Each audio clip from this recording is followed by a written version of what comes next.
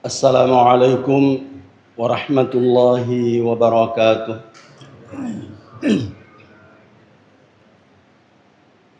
Innal hamdalillah nahmaduhu wa nasta'inuhu wa nastaghfiruhu wa nastahdihi wa natubu ilaihi wa natawakkalu alaihi wa na'udzu billahi min syururi anfusina wa min sayyiati a'malina may yahdihillahu fala mudilla lahu wa may yudlil fala hadiyalah.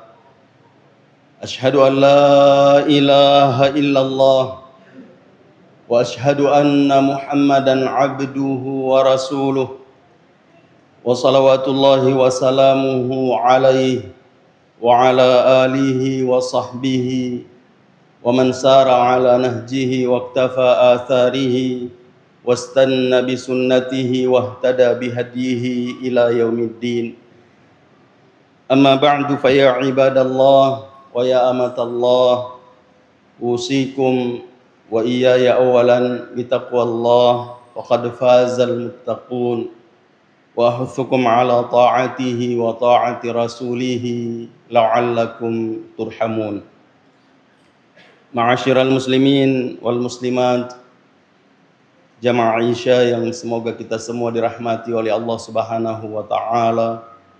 Alhamdulillah, kembali kita memuji dan bersyukur kehadirat Allah Subhanahu wa taala atas limpahan karunia dan nikmat-Nya kepada kita semua, sehingga pada malam ini, malam kedua dari bulan suci Ramadan, kita masih diberi kesempatan oleh Allah Subhanahu wa taala untuk melakukan ibadah dan ketaatan kepadanya, yang mudah-mudahan ibadah dan ketaatan yang kita lakukan didasari dengan iman dan niat ikhlas karena Allah Subhanahu wa taala, yang dengannya kita memperoleh balasan pahala yang berlipat ganda di sisi Allah Subhanahu wa taala. Salawat dan salam tak lupa senantiasa kita ucapkan kepada Rasulullah sallallahu alaihi wasallam sebagai bukti iman, kecintaan dan terima kasih kita kepada Rasulullah sallallahu alaihi wasallam, nabi yang diutus oleh Allah Subhanahu wa taala menjadi uswatun hasanah, contoh teladan yang baik bagi kita semua, yang mudah-mudahan kita juga betul-betul mencontoh dan meneladani Rasulullah sallallahu alaihi wasallam dengan sebaik-baiknya hingga kita menghadap pengadilan Allah Subhanahu wa taala, dan semoga dengan itu kita dapat meraih syafaat dari Rasulullah sallallahu alaihi wasallam di hari yang semua orang butuh akan syafaat itu. Ma'asyiral muslimin wal muslimat, rahimani wa rahimakumullahu jami'an. Pada kesempatan yang mulia dan berbahagia ini, kami ingin mengingatkan diri kami khususnya dan kepada kita semua, dan kami berharap semoga yang hadir di tempat ini bisa menyampaikan kepada yang lain yang tidak sempat hadir, sebagai wujud cinta terhadap saudara dan saudari kita yang seakidah. Kita tidak mau selamat sendiri. Kita mau bagaimana supaya Ramadan yang menjanjikan keselamatan ini betul-betul dirasakan oleh semua,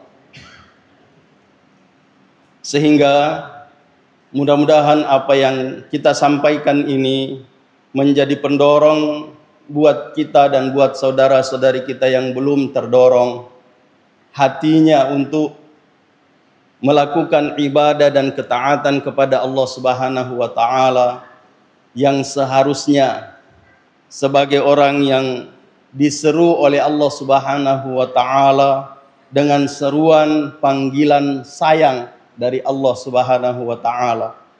Ya ayyuhalladzina amanu, wahai orang yang beriman.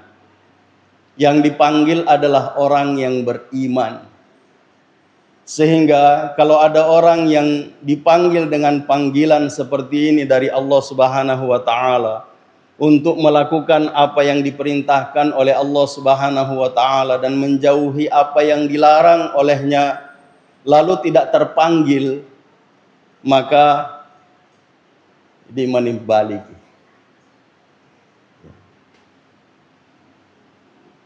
Kita yang jawab. Kalau dia tidak terpanggil berarti dia bukan orang beriman. Karena yang diseru adalah orang beriman. Nah, pada hadis yang bertalian dengan Ramadan yang sudah pernah kita sampaikan, bahwa Rasulullah sallallahu alaihi wasallam menganjurkan kepada umatnya, menyampaikan kepada umatnya agar mengagungkan bulan Ramadan, karena bulan Ramadan adalah bulan yang agung, bulan yang mulia, bulan yang penuh berkah.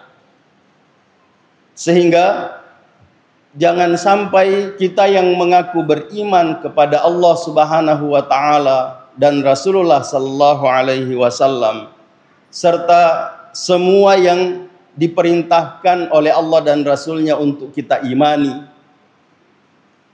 ketika diajak untuk mengagungkan apa yang diagungkan oleh Allah Subhanahu wa taala dan Rasulullah sallallahu alaihi wasallam, lalu kita tidak melakukan itu.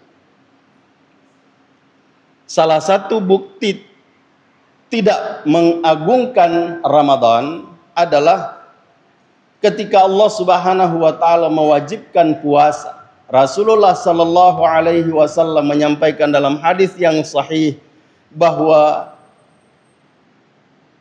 telah datang bulan Ramadan, bulan yang padanya Allah Subhanahu wa taala wajibkan puasa. Iftaradallahu fihi siyam. Allah memfardukan padanya puasa. Kalau Allah Subhanahu wa taala mengajak, menyeru orang beriman, mewajibkan mereka untuk puasa, dan dalam ayat faman syahida minkumus syahra falyasum, ini perintah. Siapa yang menyaksikan bulan itu, siapa yang mendapati bulan itu, maka hendaklah dia puasa. Tapi yang banyak kita saksikan, ada saudara kita yang mengaku muslim, istilah yang sering saya sampaikan karena ini sudah berulang-ulang kita sampaikan. Makanya saya mengajak seluruh yang hadir ini untuk bisa menyebarkan. Nasabak ko idi mi marepo ni tangkalinga. Tafalak maten. Bahwa ada saudara-saudari kita yang mengaku muslim, bahkan marah kalau dikatakan bukan Islam. Macai ko diaseng itania seleng. Tapi ketika Ramadan tiba, dia nak puasa. Padahal tidak ada uzur. Ya, yang sudah sering kita sampaikan ya, syarat wajib puasa memang ada. Jadi kalau ada yang Ramadan tiba tidak puasa, ya mungkin 1 di antara 5 yang disebutkan itu. Yang waktu saya menyebutkan ada 4 ya, syarat wajib. Meskipun ada ulama yang menetapkan 5, ada 6. Tapi saya menyebut ada 4. Muslim, Islam. Balik, berakal, dan bersih, suci dari haid dan nifas. Ini khusus buat perempuan. Di salah satu masjid kemarin saya menyampaikan apa bahasa Bugisnya haid.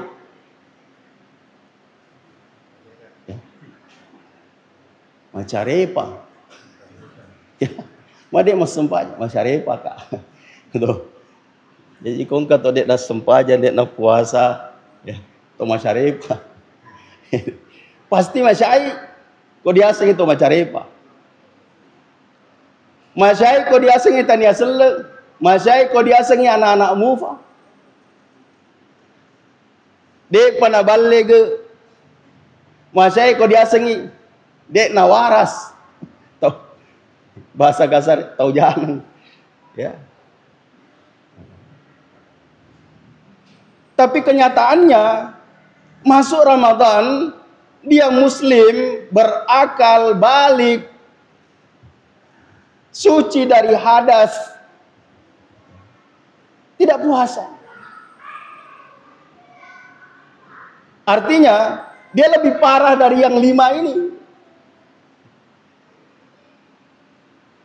Meskipun mereka yakin bahwa puasa itu rukun Islam, rukun Islam. Nah, sehingga jamaah sekalian, kalau Allah dan Rasulullah Sallallahu Alaihi Wasallam mengajak, memanggil orang yang beriman untuk melakukan ibadah, yang ibadah itu bukan untuk Allah dan Rasulnya, untuk dirinya sendiri, untuk menyelamatkan dirinya sendiri. Adalah dalam hadis yang kita sebutkan ini, Rasulullah Sallallahu Alaihi Wasallam juga menyampaikan bahwa orang yang berpuasa itu doanya tidak tertolak. Doanya tidak tertolak. Tapi mari kita jujur. Siaga waktu tapak keguna milodoan ripong Allah Subhanahu wa taala. Tidak usah tunggu besok. Tadi mulai dari kita menahan sampai buka tadi, berapa kali kita minta kepada Allah Subhanahu wa taala, padahal kita butuh.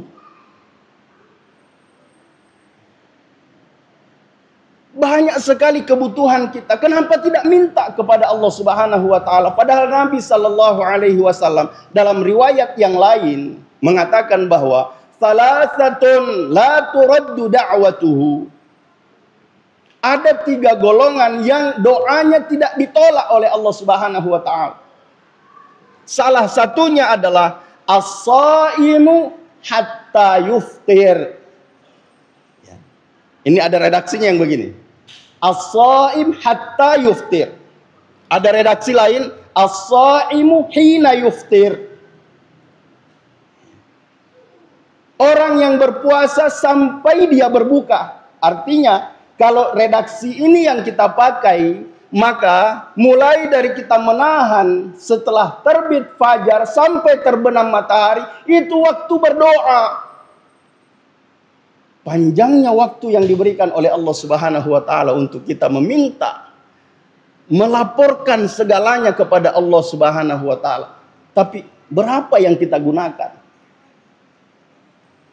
Siaga minta pakai guna. Pura lagi mas sempaja na biasa mo pada tamay law doang. Nasa bangka to surat ta. Tidak ada contohnya itu berdoa sesudah sholat fardu. Ya. Kalau tidak di luar, ya kenapa tidak didoakan? Berdoa dalam sholat.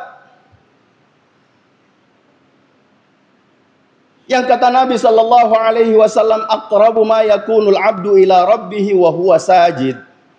Seorang hamba sangat dekat dengan Tuhannya ketika dia sujud. Fa'akthiru fihi du'a, perbanyak padanya doa. Isisana may tay bangis sujud. Masyai.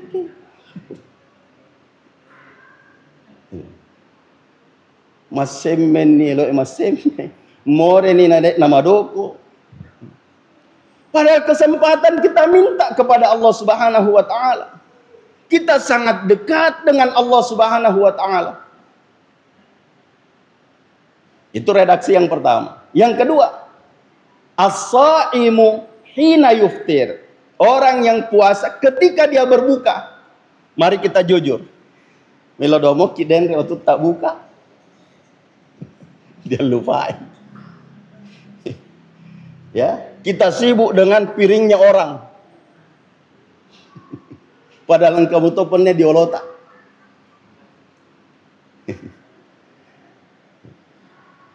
Dan ini kenyataan, Pak. Kenyataan.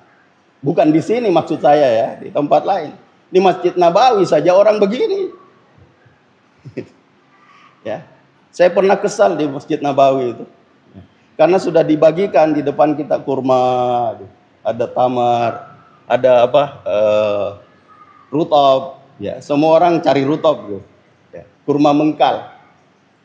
Nang kau tahu lele tuh, nalamanan rutab na tahu. Ya. Saya bilang, saya juga suka. Ya, tapi kalau kau lebih suka ambil.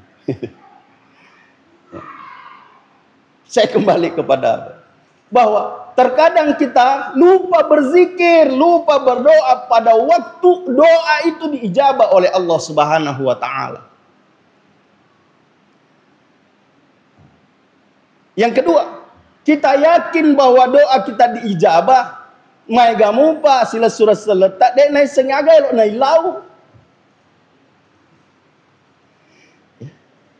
Nasabak naseng ya lena, mau de di lau. Kamu tahu?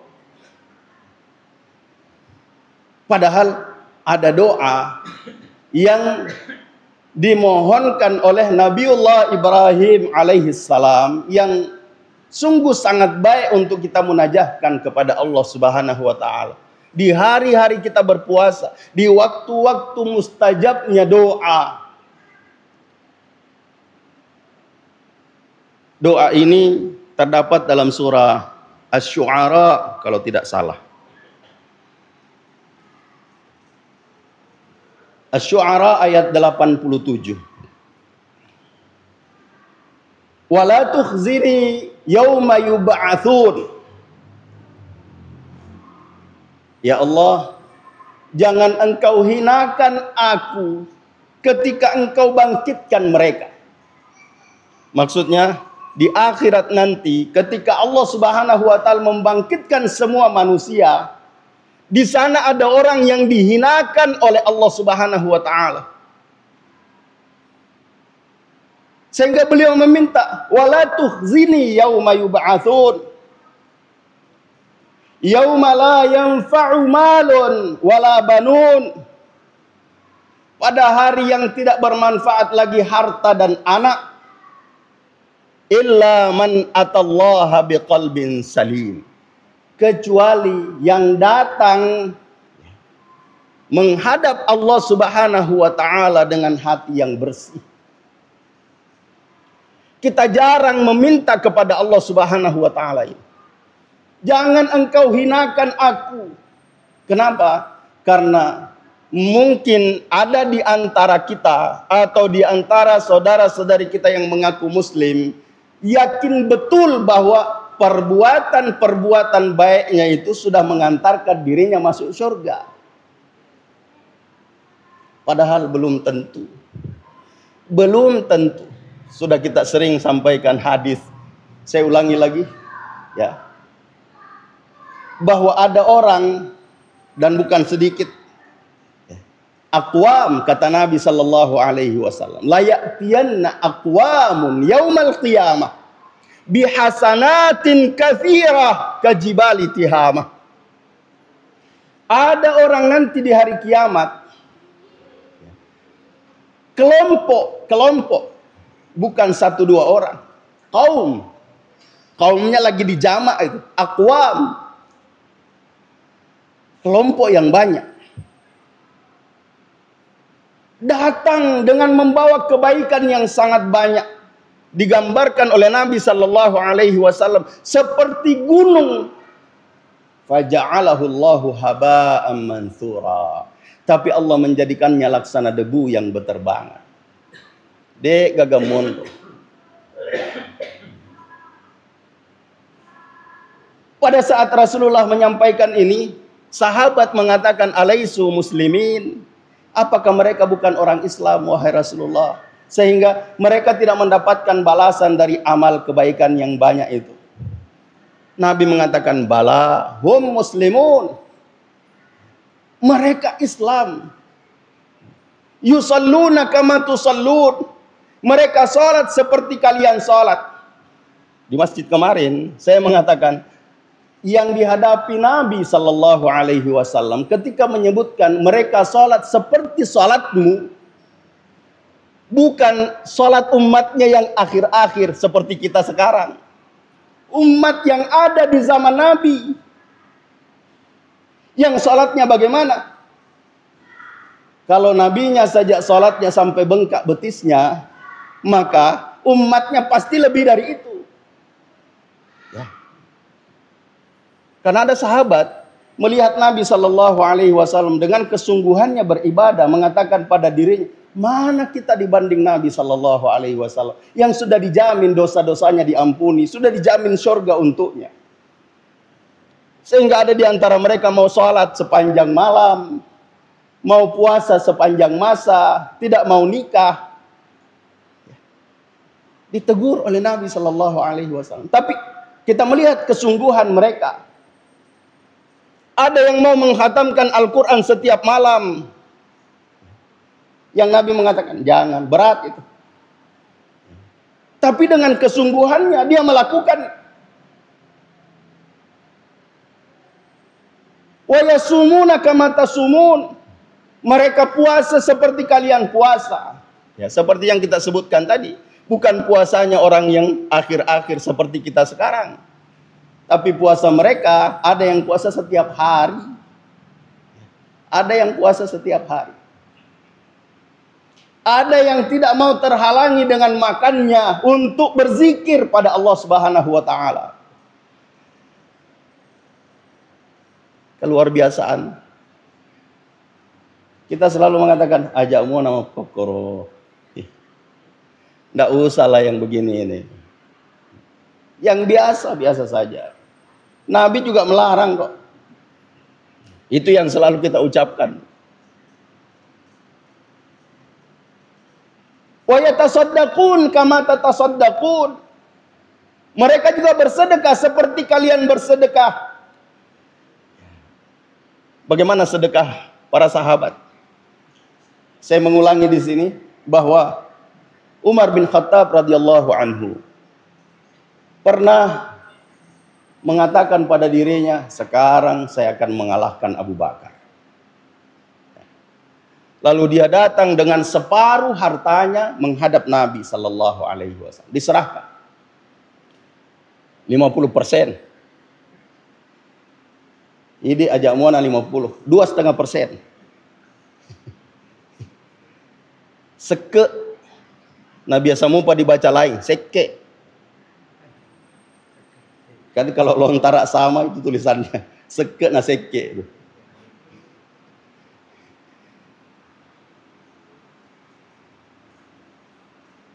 2,5% berat. Ini datang dengan 50% dan berharap dia sudah mengalahkan Abu Bakar As-Siddiq radhiyallahu anhu. Ternyata Abu Bakar datang dengan 100%. Dia datang dengan 100%, lalu Nabi Sallallahu Alaihi Wasallam mengatakan, apa yang kamu tinggalkan untuk keluargamu?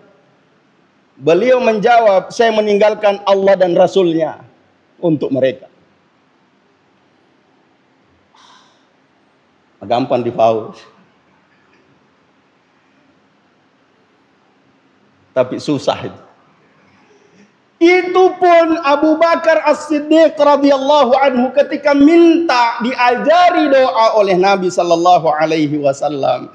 Doa Nabi sallallahu alaihi wasallam kepadanya, Allahumma inni zalamtu nafsi zulman katsira wa la yaghfiru dzunuba illa anta faghfirli maghfiratan min indik warhamni innaka antal ghafurur rahim. Kalau kita mau ukur diri kita dengan Abu Bakar, kezaliman apa kezalimannya Abu Bakar? Lalu Nabi mengajarkan kepadanya, ya Allah, sesungguhnya aku menzalimi diriku dengan kezaliman yang banyak.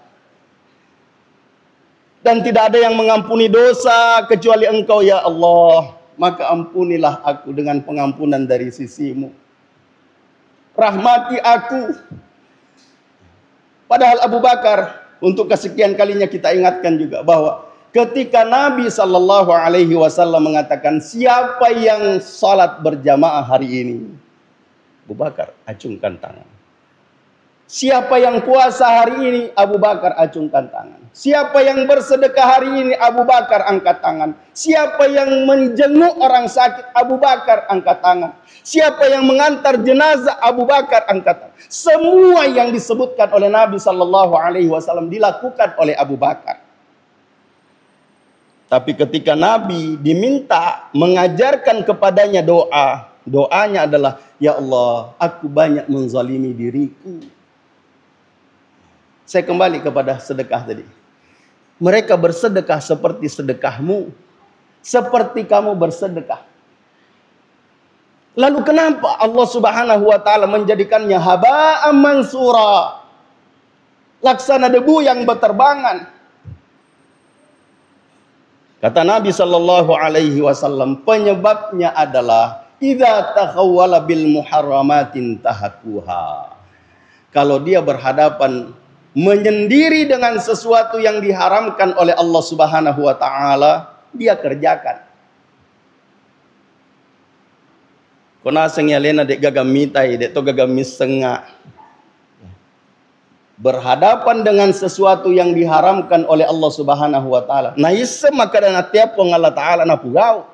Nasaba dek to gatau miseng, dek to gatau mitai. Ini penyebab. Ada contoh yang lain yang selalu saya katakan, mohon maaf ibu, saudari-saudariku. Karena riwayat ini menyebut ada seorang ibu yang terkenal dengan sholatnya, terkenal dengan puasanya, terkenal dengan sedekahnya, terkenal dengan amal-amalnya yang banyak. Tapi tidak bisa menjaga lisannya. Tu'zi jiranaha bilisaniha. Dia suka menyakiti tetangganya dengan ucapannya, dengan kata-katanya. Kata Nabi sallallahu alaihi wasallam, la khaira fiha, dek kagak kesin. Hiya min ahli nar. Perempuan itu adalah ahli neraka. Sehingga saya ingin kembali bahwa belum tentu perbuatan baik kita yang mungkin membuat kita yakin ini sudah mendapatkan surga. Belum tentu. Maka kita minta kepada Allah Subhanahu wa taala di hari-hari yang Allah Subhanahu wa taala memberikan jaminan lewat lisan Rasulullah sallallahu alaihi wasallam. Doanya orang yang berpuasa sampai dia berbuka itu tidak tertolak. Maka mintalah kepada Allah Subhanahu wa taala. Wala tukhzini yauma yub'atsun. Yauma la yanfa'u malu wala banun illa man atallaha biqalbin salim.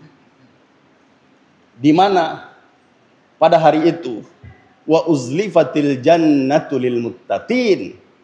Surga didekatkan buat orang-orang yang bertakwa. Wa burrizatil jahimu lil ghawin. Jamaah sekalian, orang yang tersesat yaitu orang yang diberi kesempatan untuk mendapatkan ampunan Allah Subhanahu wa taala lalu dia tidak mendapatkan ampunan itu. Ragima anf, kata Nabi sallallahu alaihi wasallam, sungguh sangat rugi. Sungguh sangat rugi, diulang-ulangi oleh Nabi sallallahu alaihi wasallam. Siapa dia? Man dakhala alaihi Ramadan, tsumma salah wa lam yughfar lah. Orang yang masuk padanya bulan Ramadan sampai Ramadan berlalu, namun dosa-dosanya belum diampuni oleh Allah Subhanahu wa taala. Ini al-ghawin yang dibukakan pintu neraka buatnya. Padahal di Ramadan pintu neraka tertutup rapat. Nah, bagaimana kita mensucikan hati, membersihkan hati yang kita sebut tadi dalam ayat yauma la yanfa'u malu wala banun illa man atallaha biqalbin salim. Kecuali yang datang hadap Allah Subhanahu wa taala dengan hati yang bersih. Ramadan inilah tempatnya. Hati itu sakit, bisa sakit seperti sakitnya anggota badan yang lain. Dan obatnya adalah taubat dan menjauhkan diri dari dosa. Itu cara untuk menyembuhkan hati. Hati ini bisa berkarat seperti besi yang tidak terawat. Dan cara membersihkannya adalah berzikir, berdoa. Hati itu bisa tidak berpakaian, laksana tubuh yang tak berbusana, dan pakaiannya adalah takwa. Ramadan keempat. Allah Subhanahu wa taala memanggil, ya ayyuhalladzina amanu kutiba alaikumus siyamu kama kutiba alal ladzina min qablikum la'allakum tattaqun. Sehingga seperti yang sudah sering kita sampaikan juga, bahwa Allah Subhanahu wa taala tidak sekedar memanggil, ya ayyuhalladzina amanu taqullaha haqqa tuqatih wa la tamutunna illa wa antum muslimun. Tapi Allah Subhanahu wa taala menyuruh kita bertakwa dan memberikan ruang dan waktu serta tempat untuk kita bisa meraih takwa itu di Ramadan lewat puasa yang benar, yang baik. Sehingga jamaah sekalian yang semoga kita semua dirahmati oleh Allah Subhanahu wa taala, mari kita menggunakan kesempatan yang diberikan oleh Allah Subhanahu wa taala ini, yang juga saya ingin mengawali menyampaikan di awal-awal Ramadan ini, bahwa kalau kita sekarang berada pada malam kedua, belum tentu kita dapat malam ketiga.